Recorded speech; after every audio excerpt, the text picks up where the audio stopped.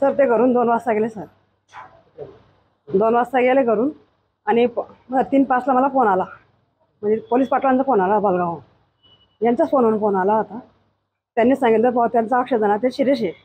मी त्यांना सांगितलं गाडी घेऊन गाडी करून तुम्ही इथं कल्पना हॉस्पिटलला आणा. तो प्रथम म्हणतो तिथं पोचलो भाऊ. माझे दीर गजूभाऊ आहे, मी त्यांना घेऊन तिथं पोचले. त्यांची खरंच गंभीर परिस्थिती होती आणि पूर्ण सिरियस होते. ते सुधीर होते. मी त्यांना रिस्पॉन्स पण दिला, हात लावला, पण ते काहीच त्याला रिस्पॉन्स दिला नाही. पण आमचं म्हणजे कसं असं म्हणणं आहे, त्याचा घातपात झालेला आहे साहेब. कशामुळे झाला असं?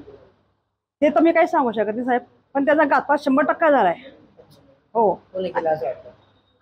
ते तर सर मी ते काय सांगू शकत नाही. मी बाई माणूस आहे, पण मी ते काय सांगू शकत नाही. पण पूर्ण तपास करण्यात यावी आणि पोलीस लोकांनी पूर्ण तपास करण्यात यावी आणि ते पण करताय त्यांचे पर्यायने सगळे प्रयत्न ते सगळे करण्यात यावे बा. हीच माझी मागणी. फक्त आम्हाला फक्त न्याय मिळाला पाहिजे बा. गुन्हा दाखल झाला? हो, गुन्हा दाखल केला सर. हो, काय मागणी आहे तुमची? फक्त जे व्यक्तींनी केले त्यांना फक्त शिक्षा व्हायला पाहिजे आणि ते शोध लावल्या पाहिजे बा त्या सगळ्यांनी. त्यांच्या मागे तुमचं नाव काय? माझं नाव कल्पना दशरथ महाजन, माझी नगरसेविका एरंडोल. माझ्या वडिलांचा राजकीय खूप मोठा व्याप आहे. ते आधी शिवसेना जिल्हा प्रमुख होते. शिवसेना उद्धव बाळासाहेब गटाचे उपजिल्हा प्रमुख होते ते, एरंडोल तालुका जिल्हा जळगाव. तर त्यांचं खूप लोकांशी संबंध असतात. त्यांचं खूप मोठा कॉन्टॅक्ट आहेत, नेटवर्क आहेत खूप मोठं.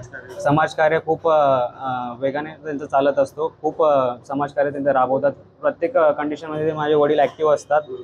गोरगरिबांना मदत करत असतात. सतत गरिबांच्या पाठी असतात. आणि एरंडोल जी लोक आहेत, एरंडोल लोकांसाठी ते एक म्हणजे धडपडीचे चळवळीचे कार्यकर्ता म्हणून असे समोर प्रत्येक ठिकाणी येतात. त्यांच्याकडून प्रत्येक लोकांना सहाय्य करण्यात येतं ते. आणि माजी नगराध्यक्ष आहेत एरंडोल नगरपालिकेचे. आधी शिवसेना गटाकडून होते, उभाटा गटाकडून. आता मध्यंतरी आम्ही मागे माझ्या वडिलांनी BJPमध्ये प्रवेश केला आहे.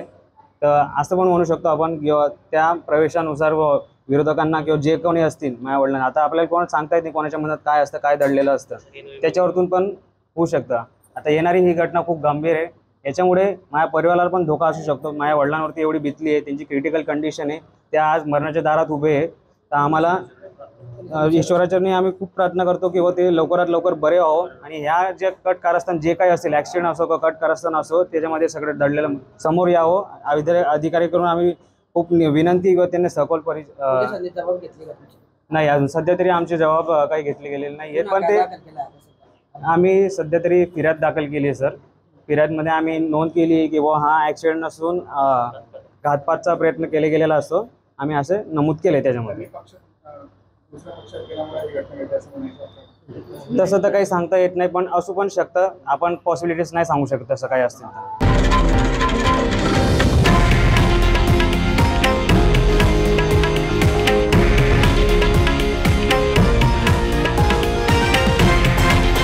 हे आहे देशातील नंबर 1 न्यूज नेटवर्क आणि आपण पाहत आहात TV9 मराठी, एकमेव.